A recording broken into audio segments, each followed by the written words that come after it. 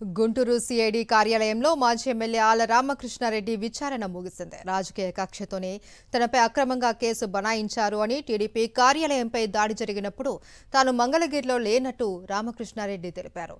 Chargesheet వేసే టైంలో తన పేరును చేర్చడం ఖచ్చితంగా రాజకీయ కక్షే అని అన్నారు. కూటమి సర్కారు అధికారంలోకి వచ్చినప్పటి నుంచి తనపై అక్రమ కేసులు బనాయించాలి అని చూస్తోందని, చివరికి ఈ కేసులో ఇరికించారు అని మండిపడ్డారు ఆర్కే. సుమారు గంటన్నర 2 గంటలు వాళ్ళు నన్ను విచారించడం జరిగినటువంటి వాస్తవాలన్నీ కూడా నేను సిఐడి వారి నోటీసు తీసుకొని వెళ్ళాను. ఆ రోజున నేను లేను, అసలు నాకు తెలియదు ఈ విషయం గురించి కూడా. ఎప్పట్లాగనే నేను ఆ రోజున కూడా ఆ దాడి జరిగినటువంటి రోజున నేను వ్యవసాయం చేసుకుంటా ఉన్నాను, నా పొలంలో ఉన్నాను, కావాలంటే మీరు చెక్ చేసుకోండి అని చెప్పాను నేను వాళ్ళకి. వాళ్ళు అడిగిన మిగతా ప్రశ్నలన్నిటికీ కూడా నేను పూర్తిగా నాకు తెలిసినంత మటుకు నేను సమాధానం చెప్పడం జరిగింది.